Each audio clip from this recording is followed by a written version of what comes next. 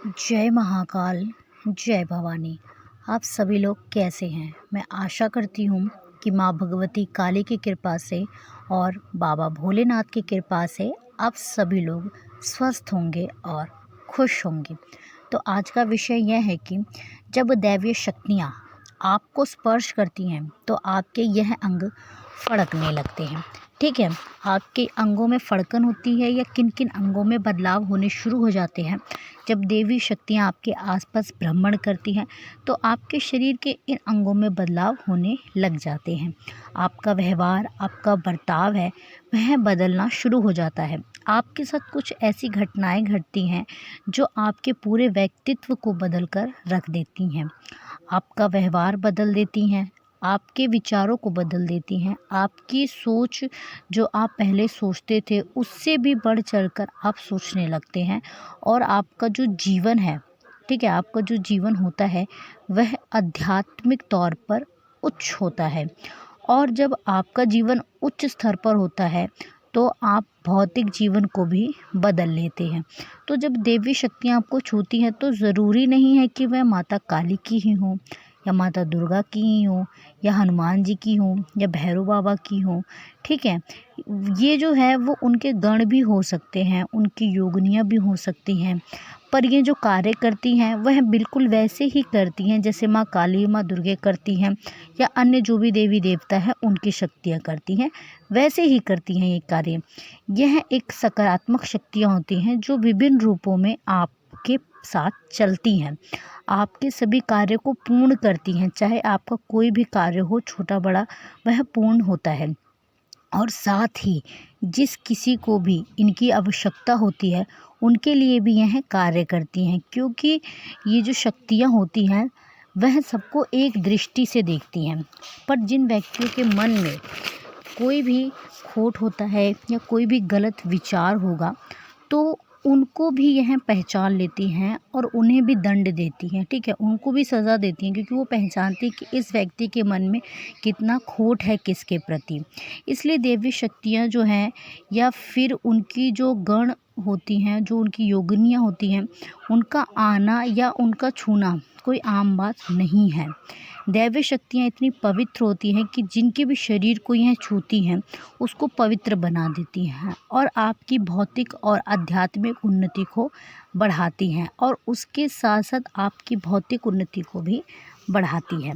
आपके मन को शांति मिलती है और दूसरों के प्रति दया का भाव, संतुष्टि का भाव, समाज कल्याण की भावना भी जागृत कर देती है और उन्हीं के आशीर्वाद से, कृपा से आप यह कार्य भी करने लग जाते हैं और इससे आपकी उन्नति होती है, आप आगे बढ़ते हैं। तो देखिए, जो कुछ विशेष अंग हैं जिनमें बदलाव आता है जब दैवी शक्तियाँ छूती हैं और जब उनका प्रभाव किसी विशेष अंग पे पड़ता है, जब दैवी शक्ति आपको छूती हैं तो आपके स्वप्न के माध्यम से देवी देवता दिखने लग जाते हैं, क्योंकि आपकी जो दिव्य दृष्टि होती है वह खुलना शुरू हो जाती है।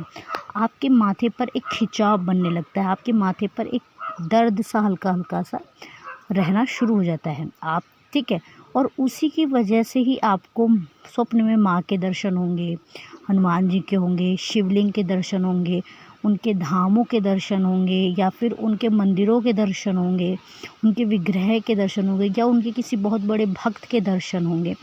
तो ये आपको तभी दर्शन होते हैं जब आपकी दिव्य दृष्टि खुलनी शुरू हो जाती है, आपको पूर्वाभ्यास होने लगता है। अगर कोई घटना आपके साथ अच्छी या बुरी घटने वाली होती है तो वो भी स्वप्न के माध्यम से आपको दिखनी शुरू हो जाती है। ठीक है, तो ये सबसे पहले चीज़ होती है कि माथे पे खिंचाव होगा जो संकेत देता है कि आपकी दिव्य दृष्टि जो है वो खुलनी शुरू हो गई है। दूसरा, जिस अंग पे जो अंग फड़कता है या जिस अंग में बदलाव होता है वो होता है आपके हाथों में। आपके हाथों में बहुत ज़्यादा झंझनाहट होने लग जाएगी। कभी कभार आपको अपने हाथों को ऊपर उठाने का मन करेगा, आप हाथ ऊपर हिलाने का मन करेगा, हाथों में कपकपी आने लग जाएगी। पूजा करते वक्त या जब भी आप माँ का या फिर जो भी आपके इष्ट आराध्य हैं उनका ध्यान करोगे तो आपके शरीर में अजीब सी हलचल भी होने लग जाएगी, आपकी हथेलियाँ गर्म होने लग जाएंगी, कभी कभी आपकी हथेलियों में बहुत ज़्यादा खुजली होने लग जाएगी, ताली बजाने का आपका मन करेगा।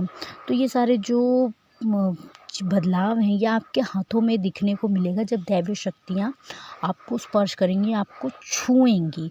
ठीक है, अगला जो बदलाव जिस अंग पे देखने को मिलेगा वो अंग है आपकी आँखें। आपकी जो आँखें हैं वो भारी होने लग जाएंगी। कभी कभी आपको अपने आँखों में लाली सी नज़र आएगी, मतलब हल्की हल्की सी आपकी जो आँखें हैं वो रेड हो जाएंगी और अपने आप ही वो ठीक भी हो जाएंगी, उसमें किसी दवा की ज़रूरत नहीं पड़ती है। ठीक है, आपकी आँख में एक अलग सा तेज आने लग जाएगा। कभी कभार जब आप पूजा करेंगे तो आपको बहुत बड़ी उबासी आएगी और आपकी आँखों से पानी आने लग जाएगा। ठीक है, जब आपकी आँखों में बदलाव आएगा तो आपको अपने आसपास की नेगेटिव एनर्जी और पॉजिटिव एनर्जी ये नज़र आएगी। आप किसी के घर में जाएंगे या किसी से मिलेंगे, अगर उसके साथ कोई नेगेटिविटी है तो वो आपको नज़र आएगी। भूत प्रेत आपको दिखने लग जाएंगे। तो ये प्रभाव भी पड़ता है जब दिव्य दृष्टि जो दैवी शक्तियाँ जब आपको स्पर्श करती हैं तो आपके नेत्र पर ये प्रभाव अवश्य पड़ेगा। अगला जिस अंग पे प्रभाव पड़ता है वो होती है आपकी नाक पे। आपकी नाक में हल्की हल्की खुजली होनी शुरू हो जाएगी। नाक में आपकी सुगंध आने लग जाएगी, जैसे कि कोई कंडा जल रहा है, जैसे कोई अग्यारी करता है, इस तरह की सुगंध आएगी।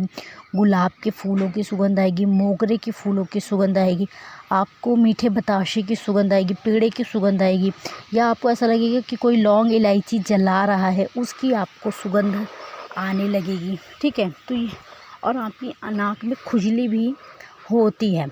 जब शक्तियाँ आपको स्पर्श करेंगी तो आपके नोज़ के आसपास या नाक के अंदर जो है वो खुजली अवश्य होगी। अगली जो चीज़ है जिस अंग पे बदलाव आता है वो होता है आपके कान। आपके कान फुरफुरानेंगे, ऐसा लगेगा कि आपके कानों के अंदर कुछ फुरफुरा रहा है, गुदगुदी होगी आपके कानों के अंदर, आपके कानों के अंदर खुजली होगी। आप अगर ध्यान में बैठे हैं या आप निंद्रा में हैं तो आपको घंटे की नाद सुनाई देगी, घंटी की ध्वनि सुनाई देगी, शंख की नाद सुनाई देगी।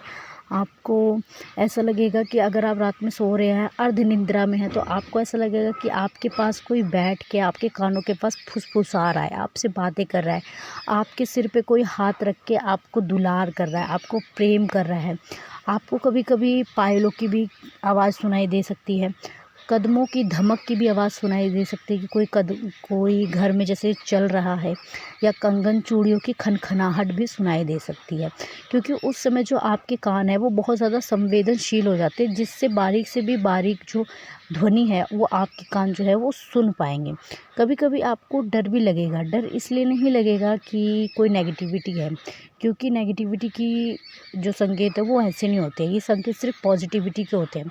पूजा भी कर रहे होंगे ना तब भी आपको जब ध्यान माध्यम में बैठे होंगे पूजा के समय, तब भी आपको पायलों की, कदमों की, चूड़ियों की खनखनाहट की आवाज़ें सुनाई दे सकती है। तो देखिए, शक्तियाँ भी जो है वो आभास कराती है अपने भक्तों को कि हम आपसे मिलने आते हैं, हम आपके पास आते हैं।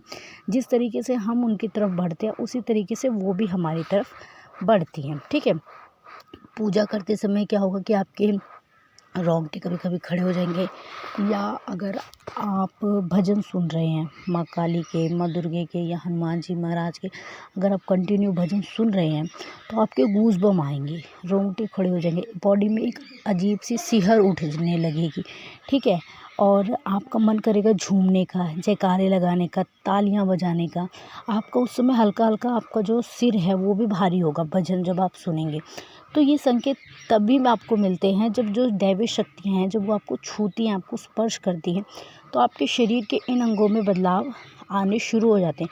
क्योंकि देखिए, शक्तियाँ जो हैं वो सामने बैठ के बोल के बातें नहीं करती है स्टार्टिंग में, पहले वो आपको संकेतों के माध्यम से ही समझाते हैं, और जब आप संकेतों के माध्यम को समझने लगते हैं, पूजा पाठ का टाइम धीरे धीरे बढ़ाने लगते हैं, तो एक समय ऐसा भी आता है जब वो आपसे स्वयं 1 to 1 होकर बातें भी करती है। दैवी शक्तियाँ उन्हीं को स्पर्श करती हैं, उन्हीं को प्राप्त होती हैं जो दूसरों के प्रति अच्छा है, जिसके मन में कल्याण की भावना है, जिसके मन में दूसरों के प्रति दया है, जो केवल अपना अपना सोचता है। जैसे मान लीजिए कि अगर मैं पूजा कर रही हूँ, मैं कंटिन्यू पूजा कर रही हूँ और मैं भगवान से कुछ मांग रही हूँ, अपने आराध्य से कुछ मांग रही हूँ, तो वो मुझे देंगे अवश्य, वो मेरी मनोकामना को पूर्ण अवश्य करेंगे, लेकिन वह मुझे अपनी शक्तियाँ प्रदान नहीं करेंगे, वो मुझे अपने अंश या गण योगनियाँ नहीं देंगी, क्योंकि मैं सिर्फ स्वयं के लिए सोच रही हूँ। जिस दिन मेरे अंदर दया की भावना, परोपकार की भावना, जन कल्याण की भावना, सबके प्रति ममता की भावना ये जागृत होगी, उस दिन जो दैवीय शक्तियाँ होंगी वो अपने अंश, गण या योगनियाँ हमें प्रदान करने शुरू कर देती हैं। ठीक है, हमारे अंगों को स्पर्श करने लगती है, हमारे शरीर के अंदर प्रवेश करने लगती है। तो यही कुछ संकेत होते हैं जो हमें मिलते हैं जब दैवीय शक्तियाँ हमको छूती हैं। तो मैं आशा करती हूँ कि आपको मेरे द्वारा दी गई हुई यह जानकारी पसंद आई होगी। चैनल पर पहली बार है तो चैनल को सब्सक्राइब करें, वीडियो को लाइक करें, शेयर करें, कमेंट में जय महाकाल, जय भवानी अवश्य लिखें। मैं बाबा भोलेनाथ और माँ भवानी से आप सभी के लिए प्रार्थना करती हूँ कि माँ की कृपा दृष्टि और बाबा की कृपा दृष्टि आप सभी लोगों पर सदैव बनी रहे। आप सभी लोग हमेशा खुश रहें, खुशहाल रहें। आप सभी के घर में माँ काली, अन्नपूर्णा और लक्ष्मी के रूप से सदैव वास करें। धन्यवाद। जय महाकाल, जय भवानी।